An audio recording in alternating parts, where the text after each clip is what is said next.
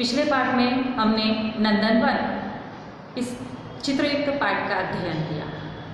अब दूसरा जो कविता है बूंदे, वो हमें नहीं पढ़नी है क्योंकि शासन ने बताया है कि वो पढ़ाई में नहीं है। तो हम आज तीसरा जो पाठ है योग्य चुनाव, वो पढ़ने जा रहे हैं और इस पाठ की लेखिका है सुधा शर्मा। अब योग्य चुनाव कब किया जाता है? योग्य चुनाव हमारे यहाँ अलग अलग तरह के चुनाव होते हैं, तो उन चुनाव में हम उम्मीदवारों को किस तरह चुनते हैं जो आदमी दूसरों के काम में आ जाए, जो परोपकारी हो, सेवाभावी हो, ईमानदार हो, ऐसे आदमी का चुनाव हम करते हैं।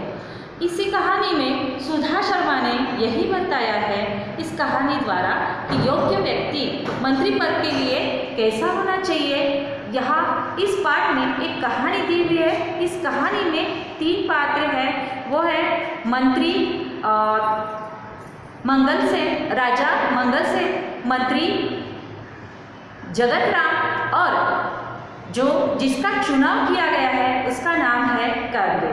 तो जगतराम जो मंत्री था, मंगलसेन राजा का मंत्री था, वो बहुत ही ईमानदार, परोपकारी और सेवाभावी था। अब राजा को उसी के जैसा मंत्री चाहिए था क्योंकि मंत्री जगतराम वृद्ध हो चुका था, उसे सेवा मुक्त होना था। अब वो राजा के पास विनती करने के लिए गया कि राजा मुझे सेवा मुक्त कर दीजिए। तो राजा ने कहा, मंगलसेन राजा ने कहा कि तुम्हारे जैसा ईमानदार, परोपकारी और सेवाभावी व्यक्ति ढूंढ कर लेके आओ, तभी मैं तुम्हें सेवा मुक्त कर दूंगा। तो अब जगतराम किस तरह योग्य व्यक्ति का चुनाव करता है, योग्य व्यक्ति के कैसे लक्षण होते हैं और वो किस तरह उस योग्य व्यक्ति का चयन करता है, उसके बारे में हमें इस पाठ से जानकारी लेनी है।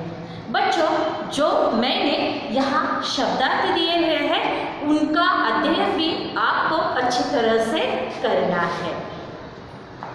तो देखो, शब्दार्थ दिए हुए हैं। सेवा मुक्त करना मतलब नौकरी से छुटकारा देना, विनती करना मतलब प्रार्थना करना, सेवाभावी मतलब सेवा की भावना वाला, परोपकारी मतलब दूसरों की भलाई करने वाला, हरकारी मतलब दूत या डाकिया जो दूसरों को हमारी क्या कहते हैं, उसे बातमी देते हैं, तो उसे हरकारे कहते हैं। ढिंडोरा मुनादी, चयन मतलब चुनाव, चाह, इच्छा, उम्मीदवार मतलब चुनाव के लिए आए हुए जो युवक हैं उन्हें उम्मीदवार कहते हैं। चिंता करना मतलब फिक्र करना, स्वयं मतलब खुद, गुण मतलब विशेषताएं, खूबियाँ, न्याय मतलब इंसाफ। इन सारे शब्दों का अच्छी तरह से आपको अध्ययन करना है। चलो हम पाठ देखेंगे। योग्य चुनाव, जगतराम ने किस तरह कौन से व्यक्ति का योग्य चुनाव किया वो हम पाठ में देखेंगे। बच्चों, राजा मंगलसेन के मंत्री जगतराम बूढ़े हो चुके थे।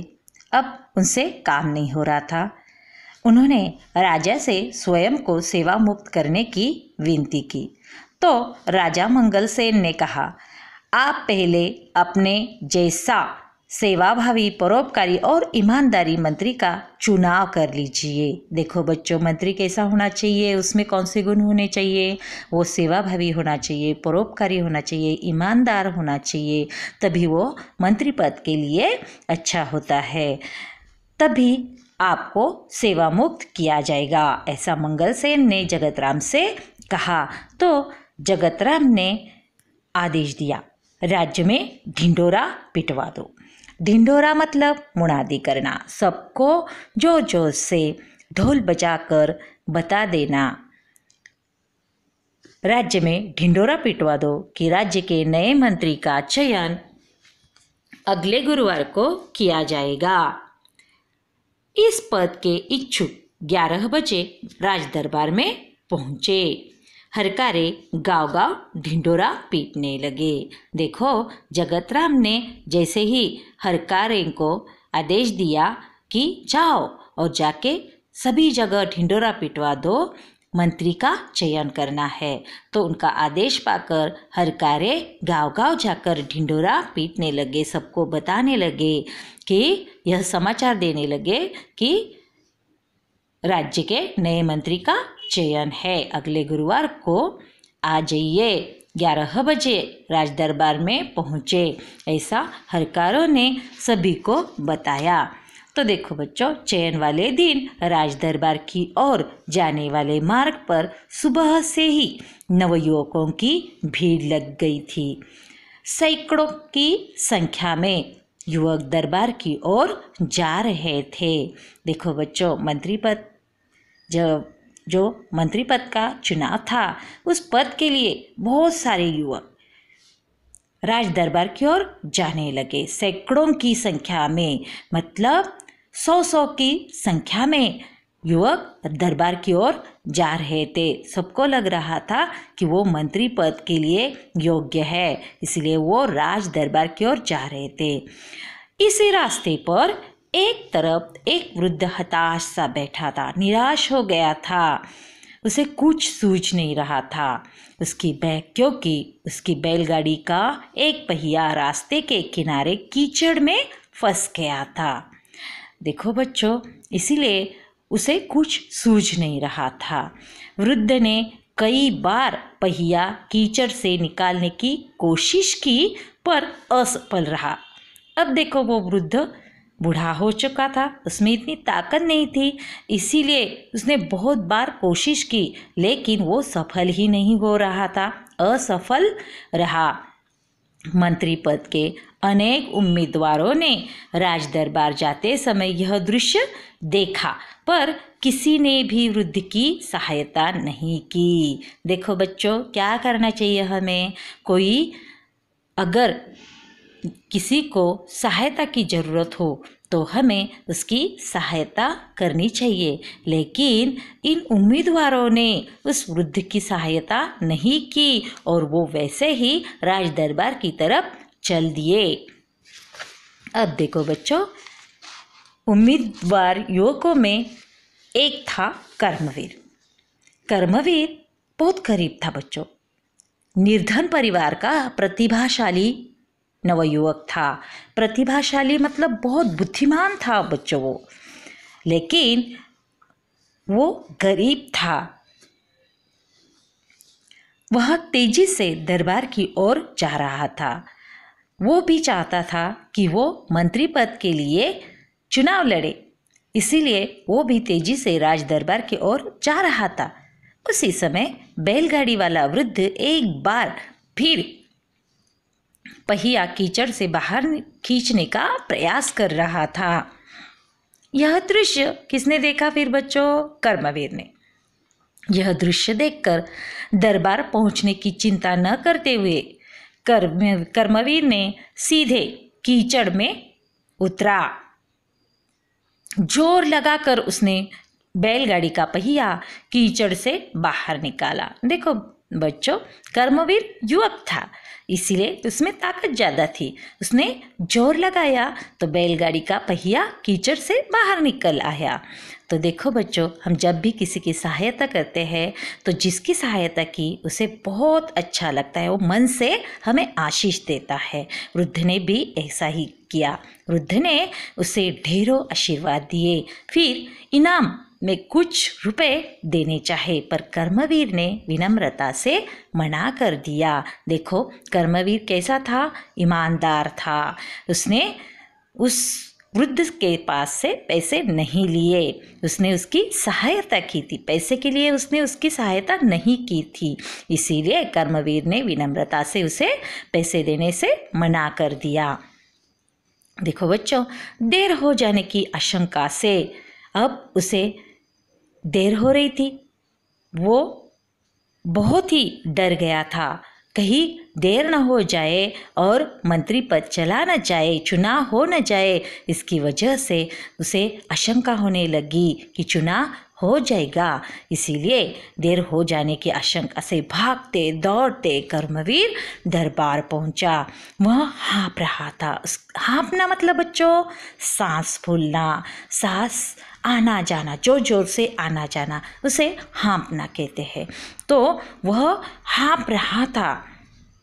उसके कपड़े कीचड़ से सने थे। कीचड़ से सने थे मतलब उसमें कीचड़ लगा हुआ था, क्योंकि उसने उस वृद्ध की सहायता की थी। कीचड़ में उतरकर उसने उस वृद्ध की बैलगाड़ी का पहिया बाहर निकाला था। इसकी वजह से उसके कपड़ों में कीचड़ लगा हुआ था। इसी वजह से उसके कपड़े कीचड़ से सने हुए थे। सारे उम्मीदवार उसे देखकर हंसने लगे। देखो उसका वो हाल देखकर सभी उम्मीदवार उस पर हंसने लगे। तभी बैलगाड़ी वाला वृद्ध भी वहाँ पहुँचा।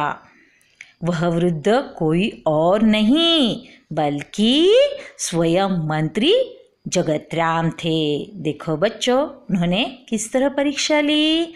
वो वृद्ध कौन थे? मंत्री जगतराम थे।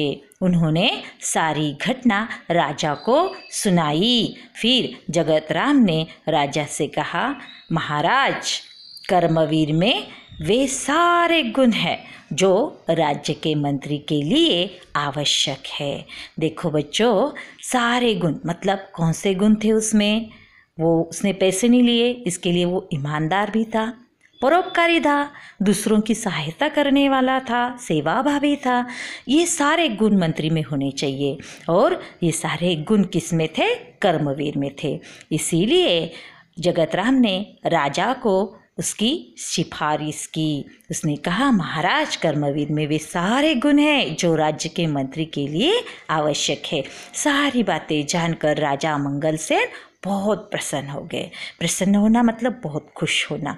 वो बहुत खुश हो गए। उन्होंने कहा, जो सामान्य आदमी की पीड़ा से दुखी होता है, पीड़ा मतलब दुख, अगर किसी की पीड़ा देखकर, किसी की असहायता देखकर, दुख देखकर जो दुखी होता है, उसे दूर करने का प्रयास करता है, वही राज्य के ऊंचे पद पर बैठने का अधिकारी होता है। देखो, अधिकारी किसके लिए होता है? दूसरों की सेवा करने के लिए। अगर वो दूसरों की सेवा नहीं करता तो उसे अधिकारी होने का कोई हक नहीं है बच्चों। इसीलिए राजा ने भी खुश होकर कहा कि वही राज्य के ऊंचे पद पर बैठने का अधिकारी होता है जो दूसरों की सहायता करता है।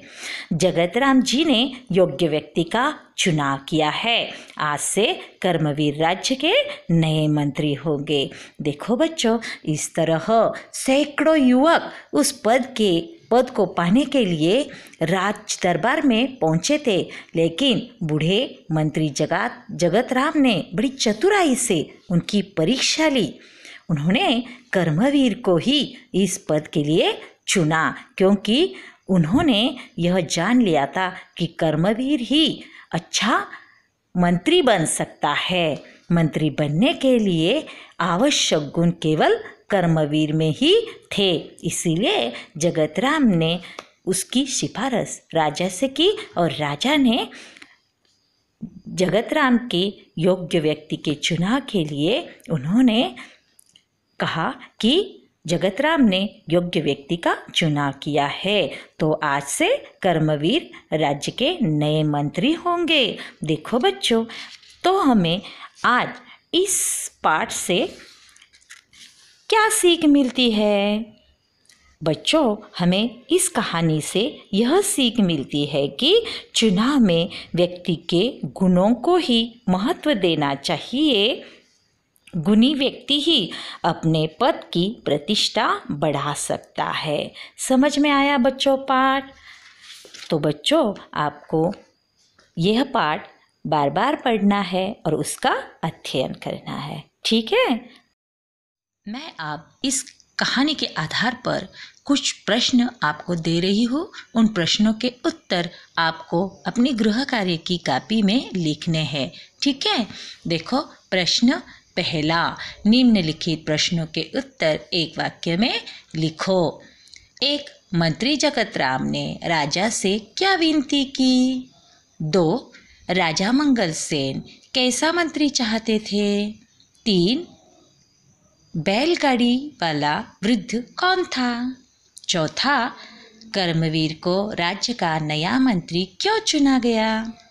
5वां, मंगलसेन ने प्रसन्न होकर क्या कहा? 6. योग्य चुनाव, इस कहानी से क्या सीख मिलती है? देखो बच्चों, आपको इन सारे प्रश्नों के उत्तर अपनी गृह कार्य की कॉपी में लिखने हैं। ठीक है? Thank you.